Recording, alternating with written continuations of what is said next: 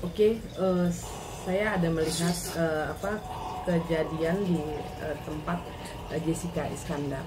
Ada sosok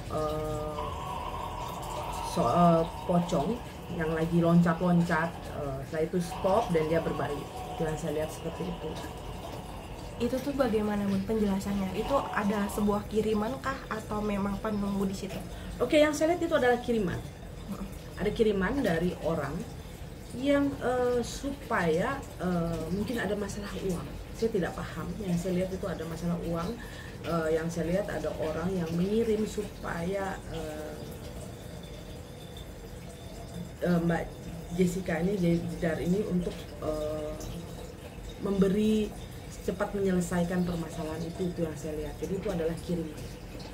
Kiriman apa Bun? Bisa dijelasin nggak? Sebuah santet kah atau guna-guna? Jawaban saya atau... itu sih santet gitu loh, untuk menggerakkan pikiran atau apa. Tapi salah cara kerjanya. Kalau saya lihat sih salah cara kerjakan. Itu kan menakuti. Jadi itu menakuti orang. Jadi bukan untuk menggerakkan hati atau menggerakkan pikiran, malah itu untuk menakuti orang, kan seperti itu. Apakah santet itu dilayangkan sudah lama atau baru? Oke, yang saya lihat santet ini lumayan sudah lama, waktu di saat ada kasus kemarin. Iya. Santetnya ini tuh berupa apa Bun? Oke. Ada bubul kah atau? Yang saya lihat ini memakai patung. Ya, patung, setelah itu pakai foto, itu yang saya lihat, dan lalu diritualkan.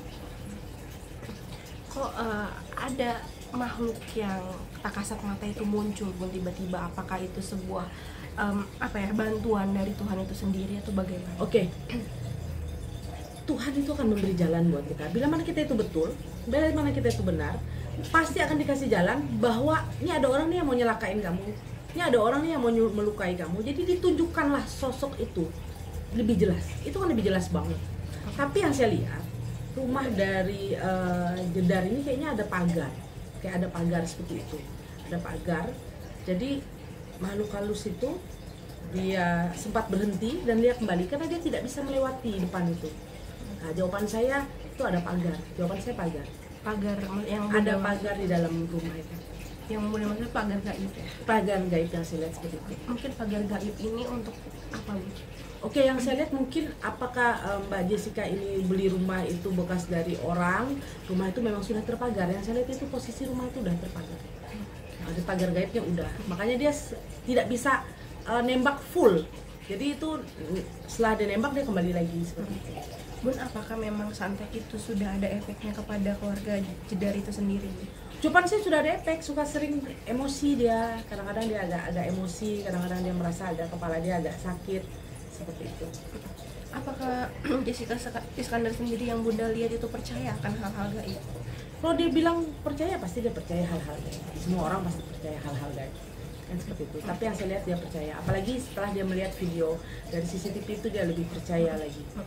Bun, apakah kasus ini akan mencuat lagi dengan adanya makhluk tak kasat mata ini tertangkap gitu di rumah Jedar ini? Mungkin ada kasus dugaan-dugaan seperti kiriman santet dari orang lain. Oke, sebenarnya ini kiriman ini udah lama. Pasti akan ada serangan-serangan lagi mungkin karena yang saya lihat ada satu kasus permasalahan yang belum selesai. Ini masalah uang. Saya nggak paham ya masalah uang. Yang saya lihat seperti itu. Ini kan sesuai penerawan saya yang saya lihat itu ada masalah uang. Tapi bila mana itu diselesaikan mungkin kiriman itu nggak akan datang lagi. Tapi kan Bun, yang kita tahu beritanya memang kalau masalah kasus Jedar yang dulu itu memang udah dijadiin tersangka. Itu bagaimana nih? Oke, gimana? Udah dijadiin tersangka gitu.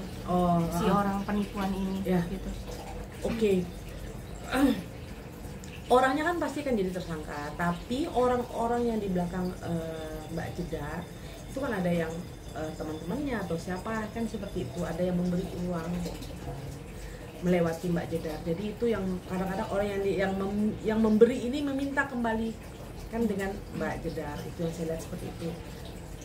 Tapi nanti dalam hukumnya itu sendiri, apakah nanti akan menggunakan ilmu gaib juga si musuh ini kepada Mbak Jedar atau bagaimana? Oke, akan selalu ada serangan. Makanya saya bilang bila mana itu selesai kasusnya itu akan selesai. Karena saya lihat selalu akan ada serangan. Tapi menurut Bunda, Mbak Jedar sendiri ini nggak sih minta bantuan nggak sih kepada paranormal? Ada nggak dia minta bantu? Dan seorang spiritual yang saya lihat dia mungkin ada minta bantu, tapi kita tidak mengerti dengan siapa dia minta bantu. Pasti dia minta bantu dengan seorang spiritual atau dengan seorang ulama, itu yang saya lihat. Bun, apa sosok pocong ini bisa Bunda deskripsikan kah?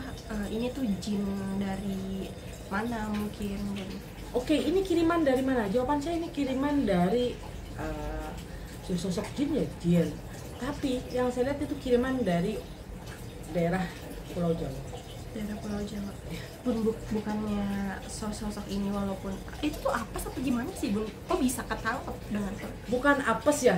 Jadi gini. Karena yang saya lihat rumahnya Mbak Jedar itu di depan tuh ada pagar gaibnya.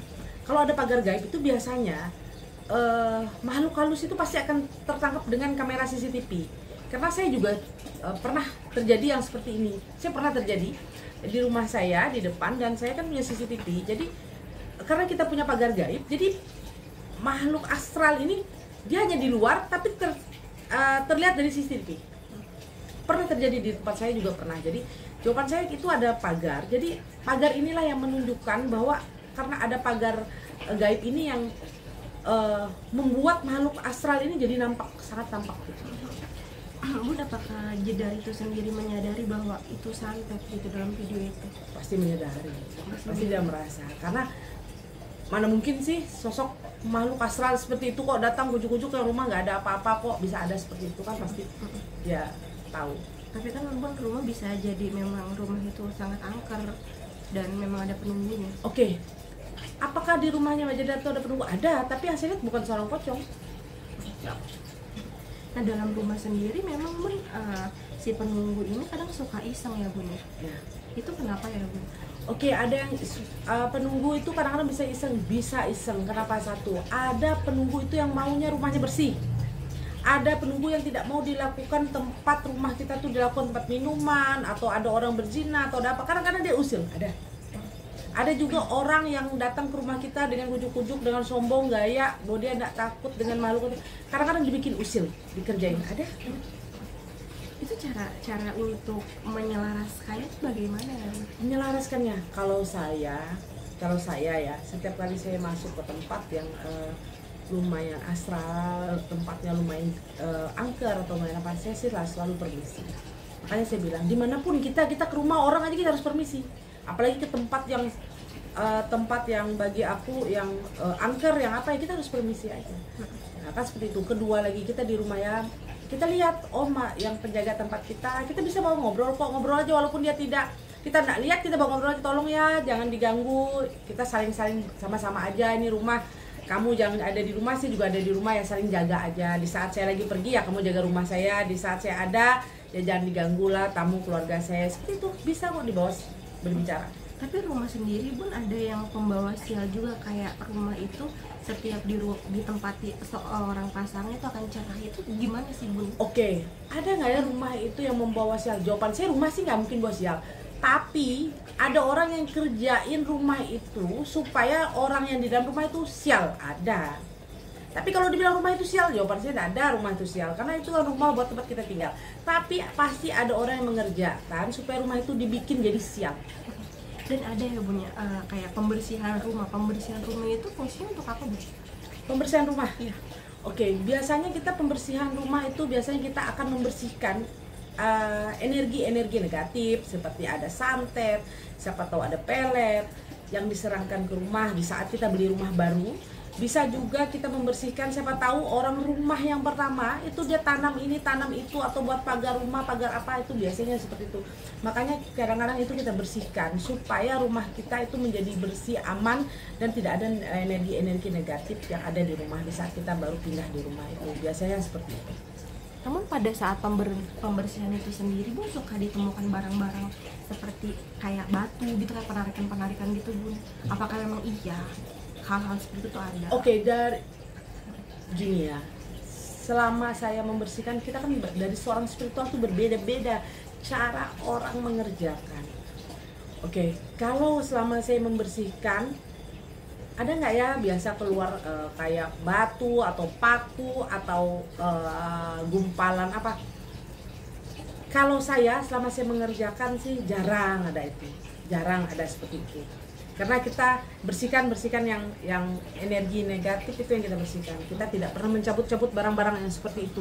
Tapi kalau memang barang itu ada ditanam, biasanya kita bisa ambil. Tapi kalau nggak ada yang ditanam, gimana kita mau bisa membuat barang itu supaya ada, kan nggak mungkin. Jadi kalau biasanya selama saya membersihkan, jarang yang kita bisa menemukan benda-benda yang ada tertanam di rumah itu, seperti itu.